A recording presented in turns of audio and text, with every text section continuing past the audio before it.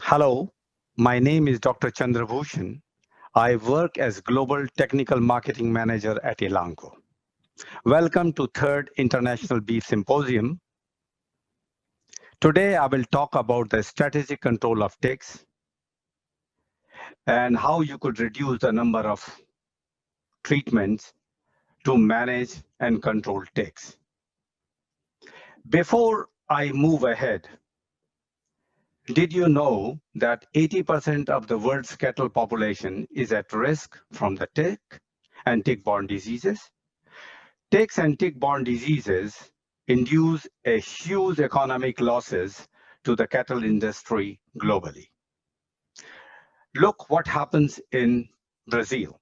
In Brazil, the losses due to tick are to the tune of 3.2 billion US dollars. Most of it is in the beef cattle, and the potential losses which have been estimated in dairy cattle are to the tune of 922 million US dollar per year. Staying in Latin America, in Mexico, the ticks have been estimated to cause a loss of about 573 million US dollars. That's a lot of money. Globally, the ticks have been estimated to cause a loss of 22 to 30 billion US dollar every year. But do you know how most of the people control the ticks? Most of the people, as you are fully aware, manage the ticks by treating them with acaricides. A number of acaricide treatment given to cattle on the farm will vary from farm to farm and from geography to geography.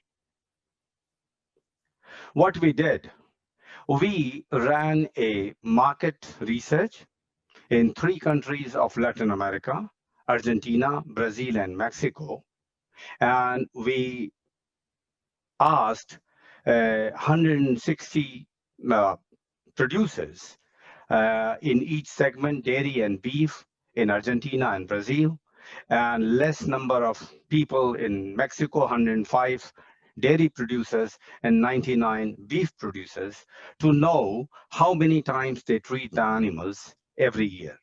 You'll be surprised that in the dairy producers in Brazil, almost 40% of them were treating 8 times or more per year. In Mexico, 13% of the dairy cattle producers and 15% of the beef producers treated their animals more than 15 per year. In today's world, the tick control is affected by several factors, and I will enlist them, and this you could correlate with the situation, today's situation, from what was the situation in the past. In the past, the governments actually ran the extension services, which actually advise most of the producers how to control ticks, but the governments have stopped those services. And today's world, the source of information and technology and news about the new product is actually brought to the producers by the pharmaceutical companies or by the farm magazines or even by the dealers. Information meetings, which were quite common in the past with the cattle producers, are not organized. Today, they are far and few, very few, and they are mostly organized. They were mostly organized by the companies. Large government-sponsored tick control measures like eradication of tick have been stopped, like in Mexico, Argentina, Kenya, in Australia. The government sponsored the tick eradication programs. They were stopped because they were very expensive and very difficult to manage. And today's world, if you look at the tick control, it's a generic driven market. There are very few new chemistries. Most of the chemistries which are used today or acaricides used today are quite old. And to top it, there is a rampant resistance to parasiticides. From Brazil, there are farms where all the available acaricide today, the ticks are resistant to them. And further, the things are a bit complicated because dairy cattle, which is a predominantly European cattle all over the world, suffer from the ticks a lot. And for the beef, European cattle breeds have been generally replaced in many places by zebu, in Brazil by Nelore cattle. Then there are sharp geographical differences in the preference of the producers in using the application methods, like the cattle producers in Brazil want to use injectables. In Australia, they want to use boron. In America and Australia, they would prefer ear tags. In Colombia, the sprays are preferred by the small farmers, and dips, which were very common in the past, are becoming less popular. The governments have the stiff regulatory requirement, and this leads to very high costs of development. And this is also one of the reasons that companies are not investing so much. And further, to complicate is environmental safety and pesticide handling. These are becoming an issue, especially with the dips and the spray. Other thing, what do our cattle producers want or need? Remember, each producer is motivated by their own unique set of drivers to use an acaricide. For example, if the drivers for a cattle producer are animal welfare, regulation, mortalities, production loss, and aesthetics of the clean cattle, they will be more sensitive to use the products. On the other hand, if the drivers of a cattle producer are organic production, cost of the drug, workload, drug resistance, sustainable production, then they don't want to use the acaricide as often as the other group. The farms completely, one recommendation for one farm may not fit all type of farms, because even if the drivers of a producer are same, by which they are motivated, but the farms are so different that the approach will be different. For example, from different farm, the challenge of the tick could be minor irritation to constant risk of death because of tick-borne diseases. On some farm, the economic effect would be less or none at all. To some farms, even cattle production could be very, very difficult because of so much of disease and tick infestation. Further, the infestation, a single species of tick with a highly predictable seasonal occurrence, like in Brazil, to further complicated by other species which are multi-host tick, like the amblyoma mixtum in certain part of Mexico, and then further compounded by the flies, which producer want to control, and also the worm infestations. They all create a problem to manage the ticks, and the farms are different. The production systems are different. You see a picture on the right-hand side. There are pictures of different production systems. The challenge, the economic impact, infestation, they are all different on these farms. And the breeds. There is a huge variation amongst the animal and amongst the breed. If you look at the dairy cattle, which are mostly European cattle, they suffer more from the ticks and the tick-borne diseases. And what type of approaches the producer uses to control the ticks. There are many strategies to controlling the ticks. All are valid under specific circumstances. They include the following: absolute tick control. This is aims at the local extirpation or eradication of the ticks. That's what Mexico, Kenya, or Argentina, or even Australia tried. In Australia, a certain part of the country is still tick-free. And for that, you have to apply the chemical at a close interval so that all the non-parasitic phases are exposed when they are on the animal. And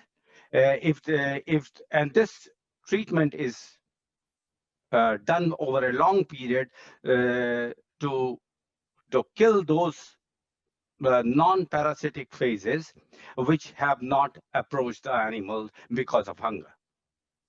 Threshold treatment is a form of suppressive control in which the density of the tick exceeds the predetermined upper limits. For example, in certain parts of the world, or like in Mexico, the producers have been told that if you see 30 ticks on one side of the animal, you should make a treatment. Suppressive tick control aims at keeping the tick numbers down to an acceptable level, and these acceptable levels are decided by the producer. For some producers, they don't want to see even a single tick on the animal. And I have seen the producers who were treating the animals the moment they saw some ticks. Though there was no tick-borne diseases on the animal, there was no need, but they did not like the aesthetics of the animals with the ticks. Strategic control, this is what I'm going to discuss a little later, is treatment of animals at predetermined time. I'll explain that. When it is expected that the treatment will have the highest impact on the tick population's size, so that you could reduce the number of treatment in the future. Opportunistic treatment is generally quite often practiced in Brazil. For example, animals are treated when the animal treated for the ticks, when they are gathered for another management procedures, like they are gathered for vaccination. At that time, they are treated with long-acting ivermectins or macrocyclic lactones to control the ticks as well as worms. Selective treatment. This is also often practiced by those people who only treat heaviest burdens of the ticks on an animal. Another way could be integrated control of ticks. You use diverse methods of control of ticks with acaricides, and also for example, breeds and different type of pastures that will help you in controlling the ticks. I will just discuss the economic threshold approach of the to control. And the basic idea of economic threshold approach to control is the treatments are applied when the expected benefit in the improved production is better than the cost of treatment. So what is the cost of treatment? Cost of treatment is cost of acaricide, plus mustering, that means gathering the animals, plus labor. And the benefits could be improved production and reproduction, reduce costs for disease, and reduce mortality. That means when the benefits overcome or more than the cost of treatment, then the economic threshold approach is applied. And it is a very, straightforward to estimate the cost of treatment, because you know the cost of acaricide, how much it costs to gather the animals or muster the animals, and the cost of labor. But generally, the benefits are difficult to calculate, are more difficult to calculate. And this is generally done where the tick-borne diseases are controlled through vaccination, or on the farm where the tick-borne diseases do not exist. That's where the economic threshold approach should be applied, or is applied by some of the producers. Here you see, and there has been a model developed for um, Rhipicephalus microplus, or the cattle tick. And this is a model developed where babesiosis and anaplasmosis are controlled by vaccination, or do not exist on the farm. Figure on the right, which you are seeing, it is actually shows the economic threshold for the number of standard tick. And I'll explain what are the standard tick. And number of standard tick will vary with the cost of acaricide, which is you are seeing on the end, also the price of the beef. A standard tick is a tick which is 4.5 to 8 in size, and this female is expected to drop next day. If we take, for an example, the price of the beef is $2 per kilo, which you see in a green line here, and the total cost of acaricide treatment is $3 per head or per cattle, which you are seeing in the red line. And where these green and red line intersect, that is about 60 ticks. This is intersecting here. This is about 60 ticks. That means about 30 ticks on one side and 30 on the other. So what is, this is a threshold. That means if the price of the beef is $2 and the treatment cost is $3, then the producer can allow up to 60 ticks on the animal. There is no need to treat it. But anything above 60 needs the treatment. Look at here in this same graph, if the cost of the, or the price of the beef is $1 and the cost of treatment is $3, then easily the producer and this line are intersecting, where the producer can tolerate on each animal about 110 ticks. So it is actually a factor of the cost of treatment, price of the beef, will decide the economic threshold when you have to treat the animal based on if the farm does not have a tick-borne disease. Now I'll tell you how typically the producers are treating their animals. Here, generally what they are doing is a suppressive or reactive approach. On the right-hand side, you are seeing a graph in red and where there are yellow arrows. And these peaks, yellow peaks and or red peaks, which you are seeing 1, 2, 3, and 4, these are the peaks of tick population on a farm. And these yellow things or yellow arrows you are seeing is the way the producers react to tick population.